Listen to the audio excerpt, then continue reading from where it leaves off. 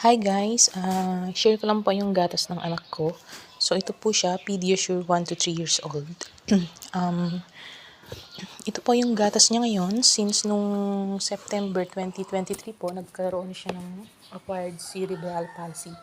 So ngayon, dating gatas niya is non-Optipro, ngayon pinalitan po siya ng Pediasure. Kasi nga po dati sa ilong po siya naggagatas through NGT.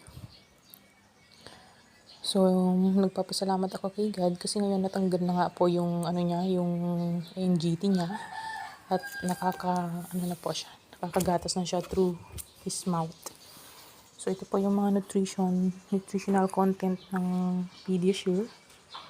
Ayun po siya. So, guys, please support my YouTube channel para po sa aking anak.